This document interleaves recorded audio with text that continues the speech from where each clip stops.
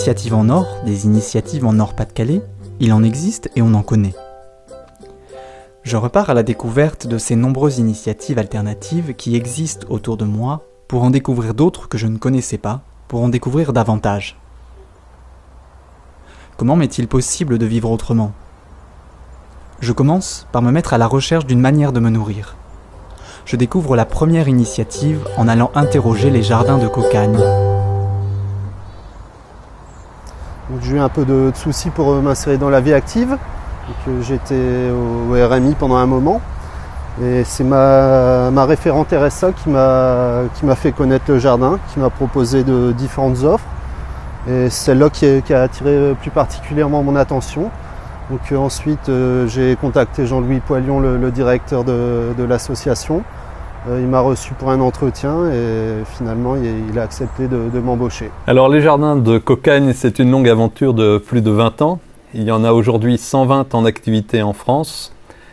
Ils sont tous sur le même principe, c'est-à-dire d'abord ce sont des ateliers chantiers d'insertion dont la mission donc sociale est de conduire vers l'emploi des personnes qui à la base en sont très éloignées. L'activité, le support d'insertion et l'activité économique qui a été choisie pour cet objectif-là, c'est le maraîchage biologique, donc ce sont des exploitations de maraîchage biologique. Et le système de vente, c'est un système de vente d'abonnement par panier, comme on en connaît beaucoup en France aujourd'hui, donc des abonnements à des paniers de légumes. Mais les jardins de Cocagne ont été l'inventeur de ce système en France, donc il y a plus de 20 ans. Alors, ce qui est extraordinaire dans un jardin de Cocagne et dans cette activité de maraîchage, c'est donc qu'il s'agit du travail de la terre. Et le travail de la terre, on n'a jamais rien inventé de mieux pour redonner confiance à des personnes qui justement sont un peu désemparées dans leur vie. Alors au quotidien, mon travail consiste à organiser tout ce qui doit se faire au niveau technique sur l'exploitation, c'est-à-dire définir qui doit faire quoi et dans quel ordre également on doit faire toutes les tâches qui permettent de produire et de distribuer à nos adhérents des paniers 2 fois par semaine. Tout est utile dans ce travail. Donc on prépare le sol, on va semer ou planter, on va voir que ça pousse, on va entretenir les cultures, on va finir par récolter, et puis les récoltes, on va les vendre pour un acte de consommation dont on ne peut pas se passer, qui est de manger, et en plus de manger sain, puisqu'il s'agit de maraîchage biologique. Donc du début à la fin, c'est un travail utile et valorisant. Ce qui me plaît le plus, c'est de travailler avec des gens qui cherchent à sortir des galères dans lesquelles ils sont. C'est vraiment ça la motivation première qui m'anime. D'abord, ça donne aux gens un statut de salarié, chose qu'ils n'ont pas forcément eu la chance de beaucoup connaître. 2, ici, c'est une activité qui est un peu exotique par rapport à ce qu'on rencontre dans l'environnement de la métropole, ce qui fait que chaque personne arrive, j'allais dire, à égalité de formation sur son lieu de travail. Donc tout le monde doit apprendre les mêmes choses. C'est une sorte de nivellement par rapport aux histoires des gens. Et puis c'est un métier qui permet d'avoir des tâches très variées, dans des ambiances très variées, ce qui permet aux gens d'exprimer leur potentiel beaucoup. En revanche, c'est aussi un travail qui est rude, le travail de la terre, puisque comme on dit, la terre est basse. Et puis aujourd'hui, il pleut dehors, eh bien on travaille quand même. Il fait froid, on travaille. Il fait chaud, on travaille encore. Ça redonne aussi le sens de l'effort. Et même physiquement, ça donne une certaine force pour le travail. C'est un travail également qui donne équilibre, puisque c'est en lien avec la nature, c'est en lien avec les saisons.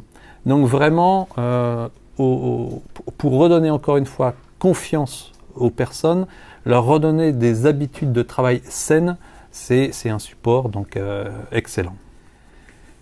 Donc dans un jardin de Cocagne, on est d'abord dans un projet d'utilité sociale. C'est pour ça que moi je fais partie à titre personnel par exemple du mouvement des entrepreneurs sociaux. Donc la finalité est vraiment sociale d'abord. Mais il y a d'autres également valeurs qui sont portées, alors notamment sur le plan environnemental bien entendu, puisque c'est du maraîchage biologique. Donc il y a toute cette dimension environnementale. Et puis également, il y a toute la proximité avec les clients, qu'on n'appelle pas clients, qu'on appelle adhérents consommateurs. Hein. Donc toute cette dimension citoyenne également du projet, où ceux qui achètent les paniers, on essaye de les impliquer un peu plus dans l'association, et on a également beaucoup de bénévoles. Donc vous avez toute cette dimension citoyenne. Et enfin, on a également toute ce qu'on appelle une hybridation des ressources financières, hein, donc où on essaie d'impliquer de nombreux acteurs. Alors certes, il y a les acteurs publics, qui sont les acteurs, j'allais dire, traditionnels de soutien financier à l'insertion, mais également, on a ici, en tout cas au Jardin Cocagne et Haute-Borne, de nombreuses entreprises, plus d'une dizaine, qui soutiennent le jardin financièrement par du mécénat financier ou en nature ou de compétences, et un certain nombre de donateurs qui soutiennent également le projet. Donc, j'allais dire, cette dimension citoyenne plus l'hybridation des ressources financières, ça c'est des valeurs fortes à l'économie sociale et solidaire. Donc vous voyez que un jardin de cocagne, ça regroupe beaucoup de valeurs, et donc on peut dire que ça honore parfaitement bien les 3 piliers du développement durable. Les valeurs, elles sont multiples. Il y a toute la partie insertion, donc faire travailler et permettre à des gens qui sont loin de l'emploi de retrouver une activité professionnelle, de retrouver une dignité, de retrouver des capacités à faire des choix. Pour le plan insertion et pour le plan technique, c'est tout ce qui est développement, vulgarisation, expérimentation de l'agriculture bio. Et l'accès également d'un maximum de gens à une alimentation en légumes bio. C'est pour ça qu'on développe des partenariats avec les universités et qu'il y a des opérations type panier solidaire, ce qui permet à des étudiants d'accéder à un quart de tarif pratiquement à un panier de légumes par semaine. Voilà, je consomme des bons produits, je rencontre des personnes qui sont en réinsertion. Il n'y a pas que le côté commercial en fait, c'est super. J'incite à ce qu'il y en ait de plus en plus.